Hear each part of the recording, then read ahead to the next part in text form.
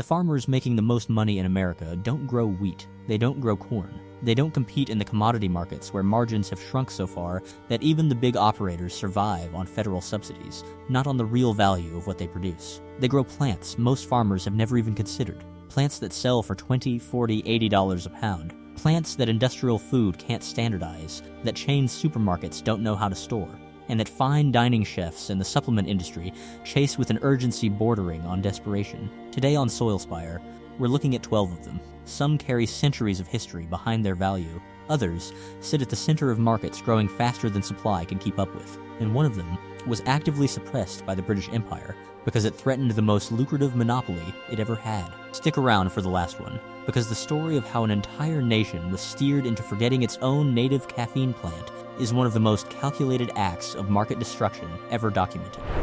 There's a good chance this plant is growing in your garden right now, and a good chance you pulled it out last week thinking it was a weed. Purslane is the one with reddish stems and fat, fleshy leaves that takes over the gaps between your vegetables without an invitation. At farmers markets in U.S. coastal cities, that same plant sells for $15 to $30 a pound. Fine dining chefs pay it happily. The reason isn't the flavor, though the crisp texture and faint citrus note are genuinely good. The reason is the chemistry. Purslane has more omega-3 fatty acids than just about any other land plant. It beats spinach. It beats most of the leafy greens sold in supermarkets as superfoods. In the traditional Mediterranean diet, eaten for thousands of years in Greece, Turkey, and North Africa, it was as ordinary as bread. In America, it arrived as a weed with the European settlers and was never recognized as food. That centuries-old misunderstanding is being corrected now, and whoever reaches the market first takes the best prices. There's a statistic Japanese chefs bring up with a mix of resignation and irritation. More than 95% of the wasabi served in American sushi restaurants isn't wasabi. It's horseradish dyed green with mustard and food coloring. Not because restaurants want to fool anyone, because real wasabi is one of the hardest crops in the world to grow, and the scarcest of the high-demand condiments. Wasabia japonica needs clean, cold water running constantly over its roots, partial shade, and an extraordinarily narrow temperature band, between 46 and 68 degrees Fahrenheit, year-round. In Japan, the best crops grow in the mountain riverbeds of the country's center, where the conditions are nearly impossible to copy anywhere else. A few areas in Oregon, Washington, and Northern California come close. Fresh real wasabi rhizome runs $100 to $200 a pound in the American market. That's not a typo. Demand from high-end Japanese restaurants that want to serve the real thing far outstrips the supply. Some chefs in New York and San Francisco sit on months-long waiting lists with their suppliers. The crop is demanding, and the upfront cost of the water setup is real, but for anyone with access to the right microclimate, nothing else on this list comes close to its margins.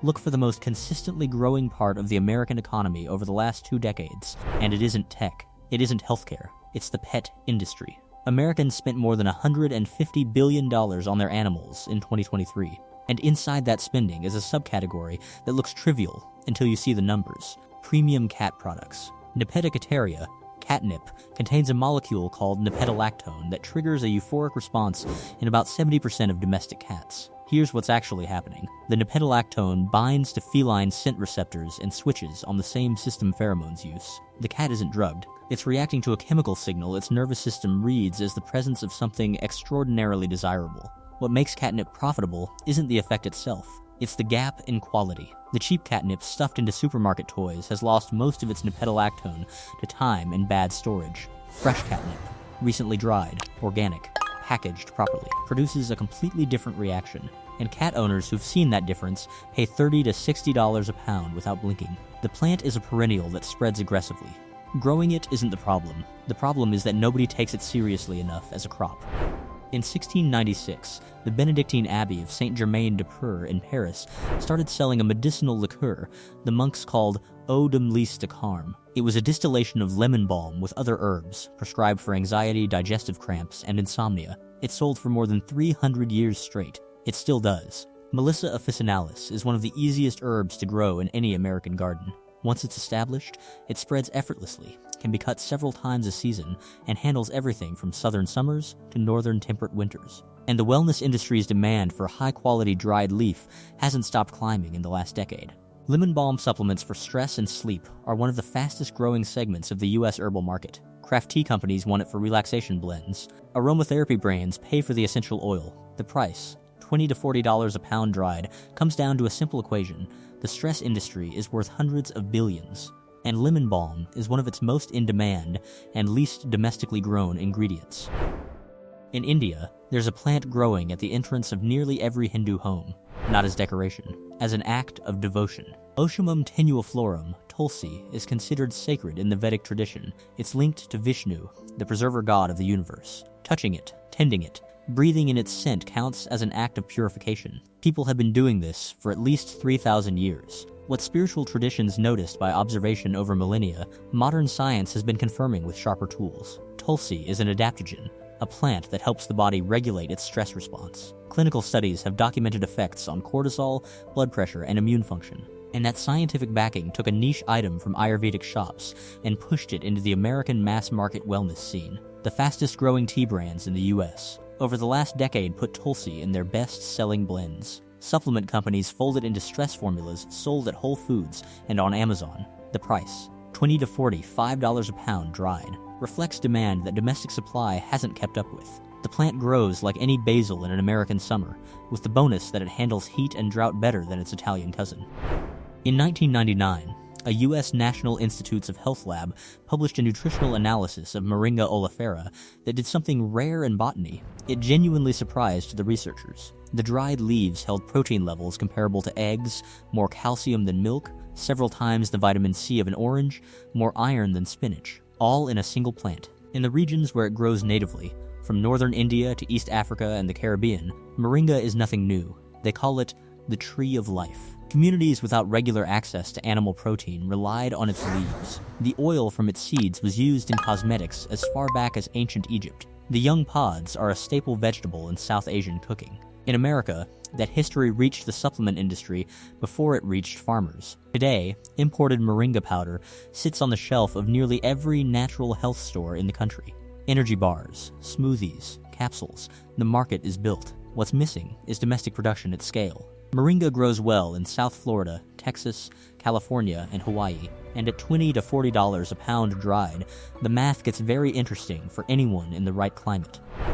There's an Indian medical text called the Charaka Samhita, written roughly 2,000 years ago, that devotes several chapters to a plant called ashwagandha. It describes it as a rasayana, a tonic that restores vitality, fights aging, and strengthens the constitution. For 2 millennia, it was the backbone of Ayurvedic medicine that no serious practitioner left out. In 2012, a paper in the Journal of the International Society of Sports Nutrition showed that men who took ashwagandha extract for 8 weeks significantly increased their muscle mass and lowered their cortisol compared to a placebo group. That study, and the ones that followed, turned ashwagandha from a niche Ayurvedic ingredient into one of the fastest-growing supplements on the American market. The global ashwagandha market was worth more than $800 million in 2023 and is still growing. The supply problem is real. Most of it is grown in India, and uneven quality plus import logistics keep constant pressure on prices. The dried root reaches $25 to $60 a pound. The plant does well in dry soils and warm temperate climates,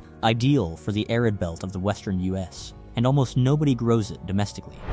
There's a story in the botanical records of Sri Lanka about a medieval king said to have lived past 100 who credited his long life to a single plant. The same plant shows up in the oldest Ayurvedic texts as Brahmi, food for the brain. In traditional Chinese medicine, it goes by Ji Shui Cow. In Southeast Asian, cooking it's eaten raw in salads. It's one of the most continuously documented medicinal plants in human history. Centella asiatica produces a set of compounds called triterpenoids, specifically asiaticoside and metacasicide, with 2 documented effects that matter commercially. They stimulate collagen synthesis in the skin, and they appear to improve cognitive function and neuroplasticity. Those 2 properties put it at the center of both the nootropic supplement market and the premium anti-aging cosmetics market, 2 of the fastest-growing consumer segments in the US right now. Skincare brands sold at Sephora and Nordstrom feature it as the hero ingredient in $100 serums. Cognitive supplement companies sell it in $30 pills. The dried herb runs $30 to $60 a pound, and domestic production is so limited that almost everything the American market consumes comes from Asia. Ask a fine dining chef which herb is hardest to get fresh in the United States, and one answer comes up surprisingly often: lovage. Not cilantro, not basil. A glossy leaved perennial with a flavor that blends celery, parsley, and something entirely its own that no other herb copies. Lovage was one of the most widely grown herbs in medieval Europe. The monasteries kept it in their apothecary gardens. Northern European families used it to add depth to winter broths when other vegetables were scarce. It was so central to northern cooking that in German and Dutch it still carries the nickname Magikraut, Magi herb, because the industrial liquid seasoning tries to mimic its signature flavor. In America, it all but vanished as European immigrants assimilated to whatever local ingredients were on hand. That disappearance is exactly the supply gap that drives the price. $15 to $30 a pound fresh, chefs willing to pay more for consistent quality, and almost no small-scale growers in the market. It's a perennial that comes back every year without replanting and can be harvested from May to the first frost. The market exists. The product barely does. Sichuan pepper isn't technically a pepper. It's not related to black pepper or to hot chilies. It's the outer husk of the fruit of a shrub in the citrus family, and it produces one of the strangest sensations any food can cause. A tingling, almost electric buzz that numbs your lips and tongue within seconds. The compound behind it is called hydroxy-alpha-sanchul. It activates touch-sensing nerve receptors directly, not the receptors for pain or heat. The sensation isn't spicy in the usual sense. It's a vibration. Sichuan cooking calls it roughly, pungent numbness, and combined with the heat of dried chili it produces the ML flavor, numbing and burning at once, that defines one of the world's most influential cuisines. Sichuan cuisine is going through a moment of massive expansion in the United States. Restaurants in every major city, viral recipes on video platforms, a generation of home cooks chasing authenticity, and fresh, high-quality, domestically grown Sichuan pepper sells for $40 to $80 a pound. The shrub grows in temperate zones across most of the eastern and northwestern U.S. The market is wide open. Local production barely exists. By weight, saffron is the most expensive spice in the world. $30, $50, sometimes over $100 an ounce for premium, certified origin grades. The explanation is pure arithmetic. Each Crocus sativus flower produces exactly 3 stigmas. Those stigmas have to be picked by hand in the few morning hours the flower is open, before the sun degrades them.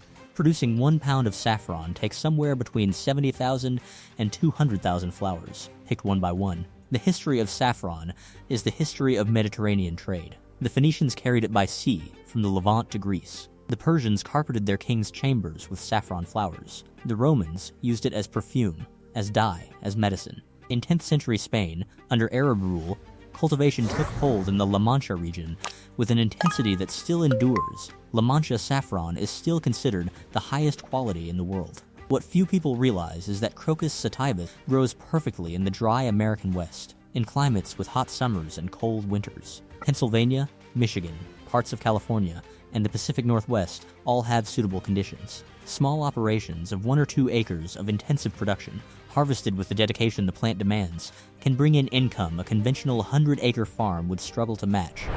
In the 18th century, British tea merchants faced a problem that wasn't agricultural or logistical, it was geopolitical. The East India Company held the monopoly on tea sold in the American colonies, and in the forests of the southeastern United States grew a plant that threatened that monopoly like no other could. It was native, it was abundant, it grew without cultivation, and it produced a caffeinated drink that Native Americans had been consuming ceremonially and daily for centuries. It was called yaupon, Ilex vomitoria, and the Latin name, going by the historical evidence, was a deliberate act of market sabotage. The botanist Mark Catesby, who classified the plant in the 18th century under the banner of British science, assigned it the epithet vomitoria based on a ceremonial practice of the southeastern tribes who used large amounts of a concentrated yaupon tea in purification rituals. What Catesby left out of his classification, and what historians have pointed out since, is that everyday yaupon tea caused none of those effects. Only in extraordinary ceremonial doses, with other plants in the mix, did the ritual involve purging. Putting that name in the scientific record pushed the plant to the margins of the Western market, effectively and permanently. Yaupon is the only caffeine-bearing plant native to North America. It grows wild from Virginia down to Florida and Texas in poor soils, shrugging off both drought and flooding. The dried leaves make a mild brew, without the bitterness of green tea, with a profile some compare more to yerba mate. The price, $30 to $70 a pound, reflects a growing alternative tea market that's only now rediscovering what Native Americans knew 1,000 years ago. From the Purslane growing free between your tomato plants to the yaupon the British Empire tried to make us forget, these 12 plants have something in common beyond their prices. They're all invisible to industrial agriculture precisely because they're valuable. Industrial agriculture needs uniformity, scale, and control. It needs crops that ripen at the same time, that machines can harvest, that survive months in refrigerated warehouses. These plants don't check those boxes. They're irregular, specialized, dependent on the grower's knowledge. And that, their weakness inside the industrial system, is exactly their advantage outside it. The markets they serve, fine dining chefs, premium supplement companies, the wellness industry, consumers chasing authenticity, pay for what the big chains can't offer. You don't need hundreds of acres. You need the knowledge, and the decision to plant what everyone else isn't. Which of these already grows in your area?